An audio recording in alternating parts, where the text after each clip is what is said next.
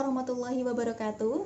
Halo teman-teman, jumpa lagi dengan saya Siska Dwi Aprilia.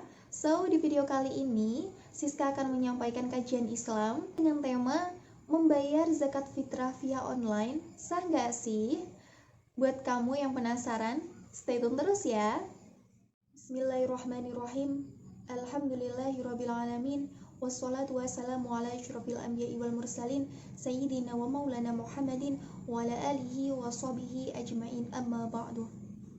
Teman-teman semuanya, dalam pembahasan kali ini Siska mengambil referensi dari buku ini, Manajemen Pengelolaan Zakat, karya dari Nurfiah Anwar, pada halaman 89.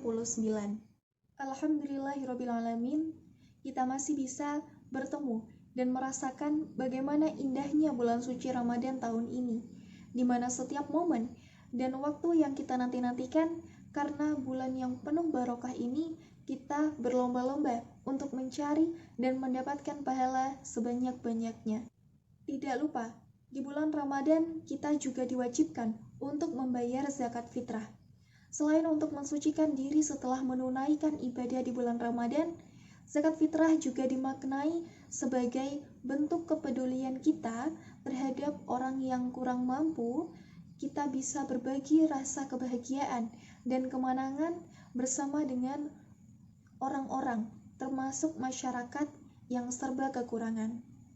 Membayar zakat fitrah wajib ditunaikan bagi setiap muslim, karena di antara syaratnya yang pertama yaitu beragama Islam, yang kedua telah masuknya waktu wajibnya membayar zakat, dan yang ketiga memiliki kelebihan rezeki atau kebutuhan pokok untuk malam dan hari raya Idul Fitri.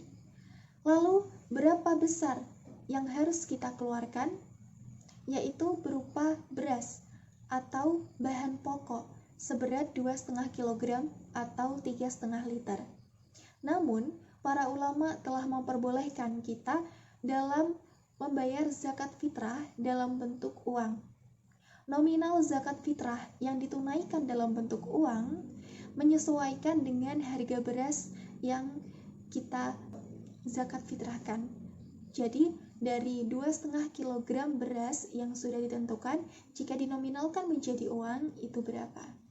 Tidak boleh kurang dan tidak lebih. Teman-teman, di zaman modern yang serba canggih dan digital saat ini, banyak sekali dampak yang kita rasakan.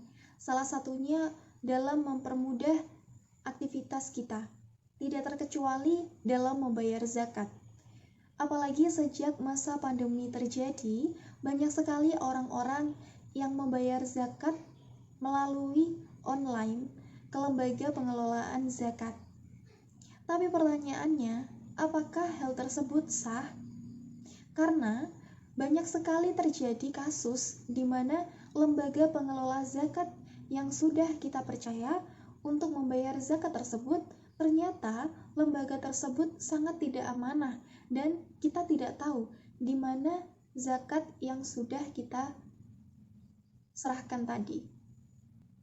Sebelum kita membahas tentang bagaimana hukumnya, teman-teman perlu tahu bahwa sejak zaman Rasulullah SAW membayar zakat ke lembaga pengelola zakat sudah dilakukan. Dalam mengelola zakat, tentu Rasulullah telah membagi peran dan kriteria amil zakat.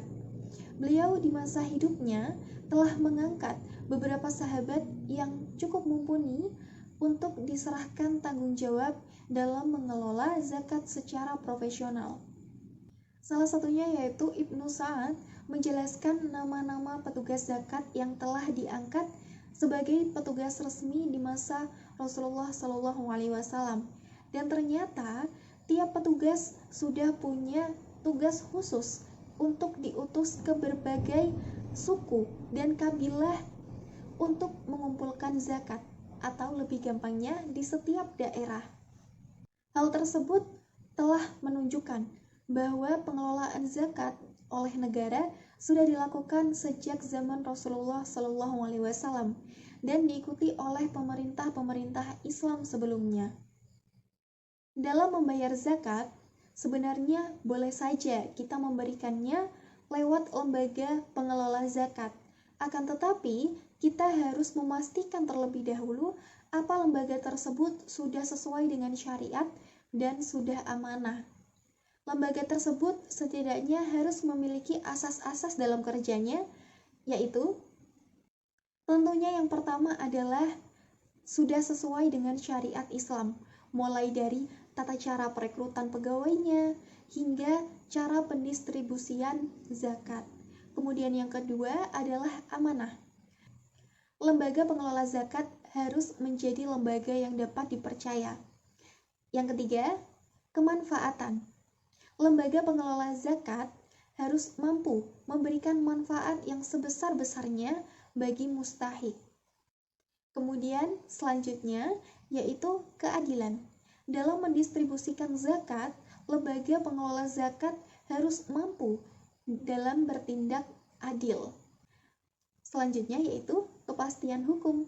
Muzaki dan mustahik harus memiliki jaminan atau kepastian hukum dalam proses pengelola zakat.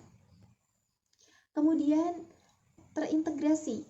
Pengelolaan zakat harus dilakukan secara hierarkis sehingga mampu meningkatkan kinerja dalam pengumpulan, pendistribusian, dan pendayagunaan zakat. Dan yang terakhir nih, yaitu akuntabilitas. Pengelolaan zakat harus bisa dipertanggungjawabkan kepada masyarakat dan mudah diakses oleh masyarakat dan pihak lain yang berkepentingan. Sehingga teman-teman, lembaga tersebut haruslah berkualitas dan mampu mengelola dana yang masuk dengan efisien dan efektif. Program-program pendistribusian dana juga harus benar-benar bermanfaat dan tepat sasaran. Jadi kesimpulannya teman-teman, apakah kita boleh untuk membayar atau melakukan zakat via online? Menurut para ulama, jawabannya boleh. Akan tetapi, kita harus benar-benar memastikan bahwa lembaga pengelola zakat tersebut benar-benar amanah dan sudah sesuai dengan syariat. Akan tetapi, alangkah lebih baiknya jika kita mengutamakan masyarakat di sekitar kita, orang-orang di sekitar kita, misalnya seperti tetangga kita. Karena kalau kita membayar atau menyalurkannya lewat lembaga pengelola zakat, so pasti zakat tersebut akan disalurkan kepada orang-orang lain. Sedangkan tetangga kita sangat membutuhkannya. Sekian sampai di sini. Semoga apa yang Siska sampaikan tadi bisa bermanfaat bagi teman-teman semuanya. Apabila ada salah kata mohon maaf. Wabillahi taufiq wal hidayah, waridho wal inayah. Wassalamualaikum warahmatullahi wabarakatuh.